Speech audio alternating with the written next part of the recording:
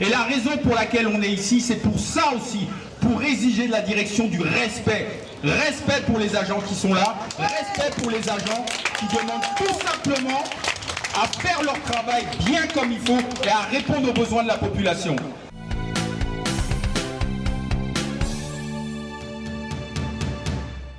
Aujourd'hui, nous sommes en grève de tous les travailleurs de France Travail. Les agents de France Travail ont décidé de dire stop. Stop à la maltraitance, stop à la souffrance, stop au manque de moyens. Et c'est pour ça que nous sommes en grève aujourd'hui, parce que les chômeurs sont maltraités. Nous avons de plus en plus de chômeurs qui n'ont pas de travail, qui sont dans la précarité, et rien n'est proposé à ces demandeurs d'emploi. Non seulement rien n'est proposé, mais on leur, avec les lois de l'État français contre les chômeurs, il y a une remise en cause de leurs revenus. Alors nous disons non, c'est pas possible. Il faut au contraire, bien au contraire, pour accompagner les demandeurs d'emploi, il faut qu'on ait des moyens, il faut qu'on ait la possibilité de les former, il faut qu'on ait la possibilité de leur donner les moyens d'avoir un travail pérenne. Une plateforme de revendication que nous avons transmise à la direction et qui est sur plusieurs champs, notamment sur les moyens en personnel. Parce que il faut savoir qu'il y a plus de 100 personnes qui sont en CDD et qui vont terminer leur CDD au 31 décembre 2025. Ce qui veut dire qu'on n'a déjà pas suffisamment de personnel et on aura donc encore un vide. Ça aussi, c'est inadmissible de la part d'un organisme de service public. Parce que depuis 2024, les 5 organisations syndicales de France Travail, on s'est réunis, on a fait des échanges avec la direction régionale, on a bâti une plateforme de revendication sur toutes les problématiques que rencontre France Travail. Et on a échangé avec la direction ici et la direction en France, et ça n'a rien donné. Vendredi dernier, on a vu la direction régionale suite à le dépôt d'un préavis de grève. Il nous a réunis parce que c'est légal et il est obligé de nous réunir. Et au cours de l'échange, on lui a dit qu'on était prêt pour négocier. La direction nous a dit qu'elle n'était pas prête pour négocier. Non. Non, il n'y a pas d'échange. La seule chose qu'ils veulent faire, c'est le côté légal, le côté institutionnel, c'est d'organiser des CSE, et c'est tout. Mais quand on leur dit qu'il y a des problèmes, je vais prendre un exemple. En novembre 2023, on a voté pour une expertise sur la santé des agents parce qu'il y a de la souffrance à France Travail. La direction a contesté au tribunal l'expertise au niveau du CSE, ensuite a contesté l'expertise au niveau du cabinet d'expertise, et un an après, on n'a plus à avoir l'expertise qui s'est faite début 2025, et jusqu'à maintenant, ils n'ont rien fait sur l'expertise qui concerne la santé des agents de France Travail. Les problèmes en termes d'emploi, les problèmes en termes de formation, les problèmes en termes d'indemnisation, les problèmes de souffrance au travail. Donc l'autre jour, on a dénoncé à quelques pas d'ici, il y a un hôtel Ibis qui va s'ouvrir. Nous, à France Travail, on n'a pas les offres. Donc il y a des grands chantiers qui s'ouvrent actuellement en Guadeloupe, et le service public qui est censé être l'acteur essentiel de la formation, l'acteur essentiel en matière d'emploi, d'insertion professionnelle et d'orientation professionnelle est absent.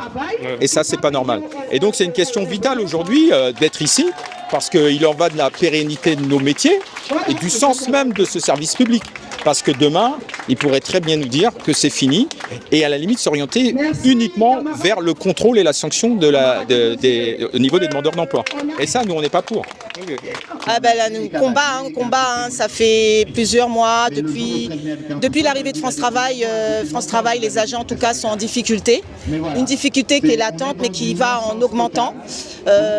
Et surtout par rapport aux incivilités, aux agressions verbales ou même physiques des usagers qu'on comprend malheureusement parce qu'ils n'ont d'autre choix que de venir vers nous et de s'en prendre à nous parce qu'on est la vitrine de France Travail. À côté de ça, on a un problème, nous les agents, problème de salaire, problème d'effectifs, surcharge, RPS, les risques psychosociaux en exponentiel. La santé mentale est en difficulté. Personnellement, je sors d'un burn-out après 6 mois.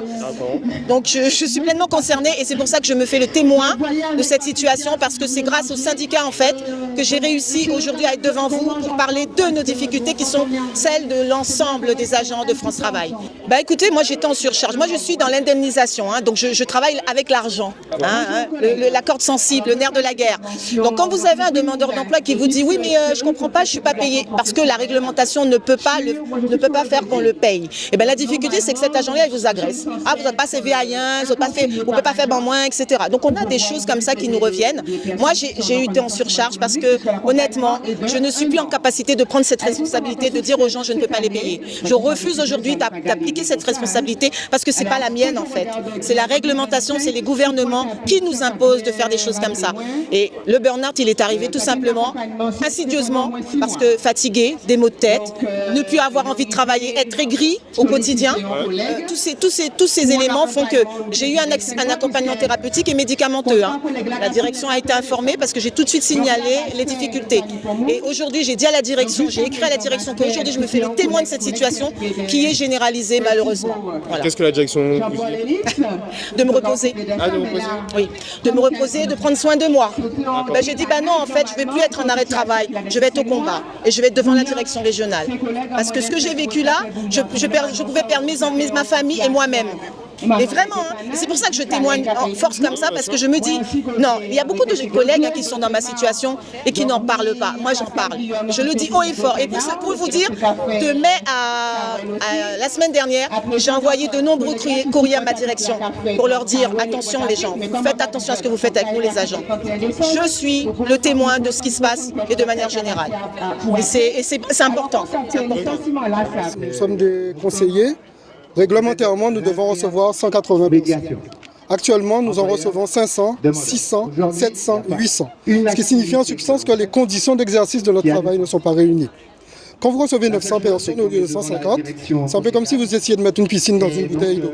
C'est-à-dire que les personnes qui vous contactent, vous ne pouvez pas les suivre régulièrement. Ce qui crée une tension avec les personnes qu'on suit, une agressivité, des agressivités dans les agences, mais aussi à l'extérieur des agences de la vie sociale.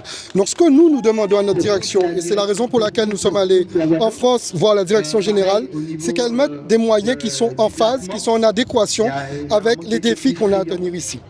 Les collègues actuellement sont en train de faire du dépassement de fonction parce que quand on fait ce métier-là, c'est pour aider les autres. On fait ce métier-là pour leur permettre de sortir de la précarité et de trouver un travail. Quand ils ne trouvent pas un travail, quand il n'y a pas les conditions, quand il n'y a pas les formations, quand il n'y a pas les prestations, on se retrouve dans une inutilité à gérer une impuissance et nous, on n'est pas là pour gérer l'impuissance. Donc c'est ça le problème de France Travail, c'est le fait que le gouvernement a décidé d'enlever 2,5 milliards au ministère du Travail en 2024, 1,5 milliard en 2025. Les chiffres dits comme ça ne veulent rien dire, mais ça veut dire moins d'embauche, moins de formation, moins de prestations, moins de suivi, moins d'accompagnement. Moi, je suis donc conseillère à l'emploi, donc j'accompagne les demandeurs d'emploi pour voilà, tout à fait. Et je fais partie en fait des 5 organisations syndicales qui travaillent depuis 1 an et demi pour avoir des moyens supplémentaires dans le cadre d'un article qui est l'article 40 et 50 du décret qui gère les agents publics et la convention collective de France Travail. Dans ce cadre-là, les DROM, au vu de la situation particulière dans laquelle ils sont, ont le droit d'avoir des moyens supplémentaires. Aujourd'hui, depuis le 1er janvier, on a une loi dite plein emploi, alors qu'en Guadeloupe, on est dans un chômage de masse. Voilà, donc elle n'est pas adaptée à la Guadeloupe, cette loi, et il nous faut forcément tenir compte de notre situation et donc demander dans ce cadre-là des moyens supplémentaires. Donc on a rencontré en fait le directeur général pour lui expliquer notre quotidien, à quoi on fait face, puisqu'aujourd'hui on voit bien que sur les jeunes et notamment aussi les femmes, parce qu'il y a en fait des familles monoparentales qui gèrent des chargés de famille, qui sont impactées avec le nouveau type d'accompagnement intensif pour les bénéficiaires du RSA. Voilà, on demande en fait, on inscrit tout le monde. Maintenant on inscrit tout le monde, donc on demande en fait d'avoir les moyens supplémentaires et pour pouvoir proposer des formations qualifiantes, c'est ce qu'on a besoin sur le territoire, d'avoir des offres d'emploi, puisque là, nous avons présenté, notre directeur régional est parti à Paris proposer des offres sur le territoire que nous n'avons pas en tant que conseillers à l'emploi. Nous les avons enregistrées.